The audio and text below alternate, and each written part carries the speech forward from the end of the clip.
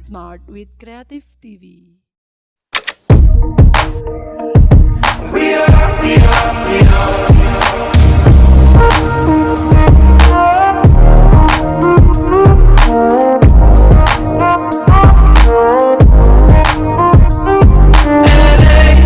Assalamualaikum teman-teman, ketemu lagi dengan Ustazah Marlin ya.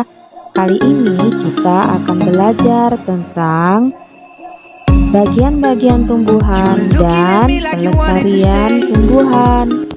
Check it out. Bagian tubuh tumbuhan terdiri atas daun, akar, batang, bunga, dan biji. Yuk kita pelajari satu-satu. Akar.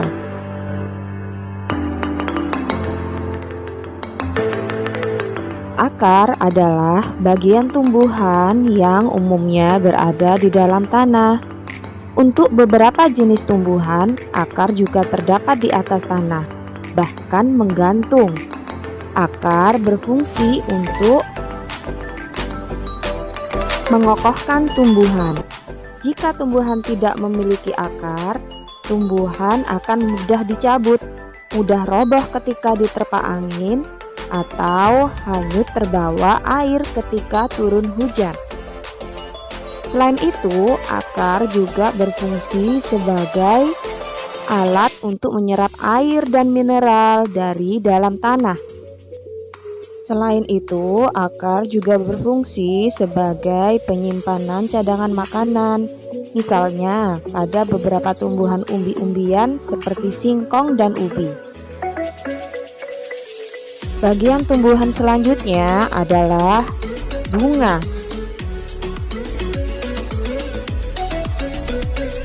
Bunga merupakan bagian tumbuhan yang berfungsi sebagai alat perkembangbiakan tumbuhan biji, di mana pada bunga terdapat serbuk sari dan putik.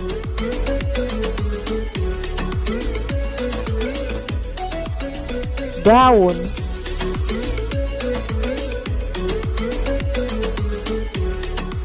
Daun merupakan bagian tumbuhan di mana berlangsung proses fotosintesis. Pada daun banyak mengandung zat warna hijau yang disebut dengan klorofil. Daun terdiri atas tangkai daun dan helai daun. Batang.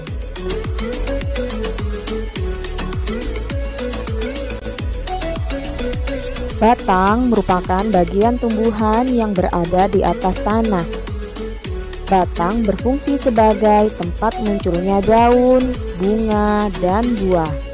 Batang juga berfungsi mengedarkan mineral dan air yang diserap oleh akar, serta mengedarkan zat makanan hasil fotosintesis ke seluruh bagian tubuh tumbuhan.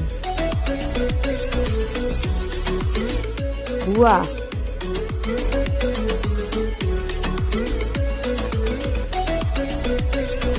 Buah merupakan bagian tumbuhan yang berfungsi melindungi biji serta merupakan cadangan makanan bagi biji berkecambah.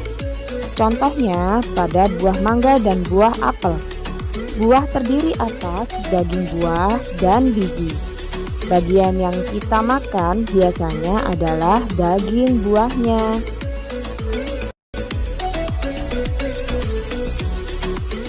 Biji. Biji merupakan hasil dari pembuahan yang terjadi akibat penyerbukan antara serbuk sari dan sel telur pada putik. Jika biji ditanam, akan tumbuh menjadi tumbuhan baru. Biji memiliki keping biji, ada yang berkeping satu atau monokotil, dan ada yang berkeping dua atau dikotil. Setelah kita mempelajari bagian tubuh tumbuhan, kira-kira bagian tumbuh-tumbuhan yang mana yang dapat digunakan untuk menjaga agar tumbuhan tetap ada? Yang mana kira-kira? Yap, betul sekali. Biji adalah bagian tubuh tumbuhan yang dapat digunakan untuk menumbuhkan tumbuhan baru. Jadi, apa ya yang bisa kita lakukan dengan biji untuk menjaga kelestarian tumbuhan? Yuk kita cari tahu.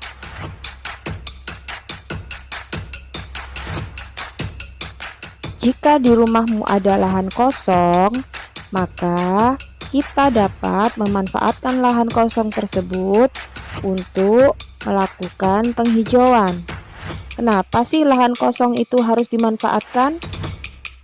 Lahan kosong yang tidak terawat dapat mengakibatkan lingkungan yang kurang sedap dipandang.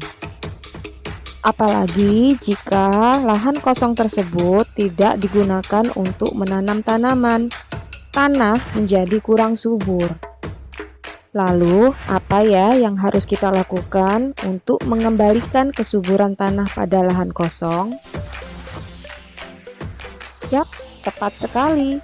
Dengan melakukan penanaman pada lahan kosong, artinya kita sudah melakukan penghijauan, dan juga dengan menanam tanaman pada lahan yang sudah lama tak terawat akan menyegarkan kembali lahan atau tanah itu.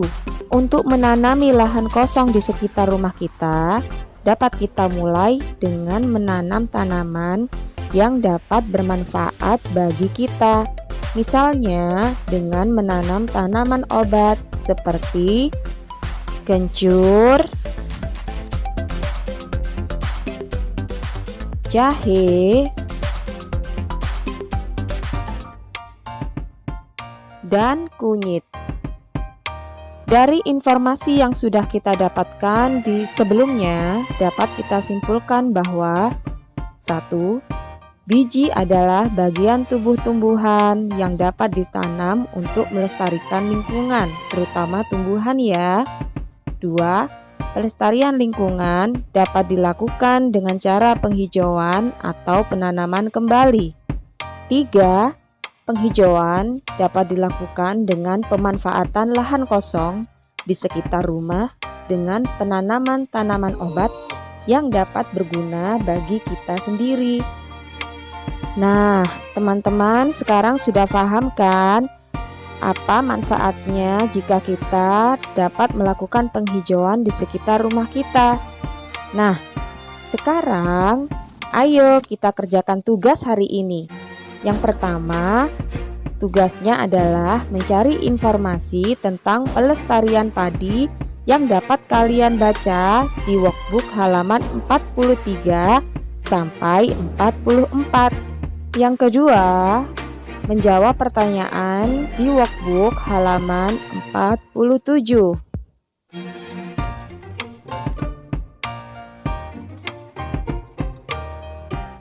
Alhamdulillah, video pembelajaran hari ini telah selesai ya teman-teman. See you on the next video. Wassalamualaikum warahmatullahi wabarakatuh. Selamat belajar teman-teman.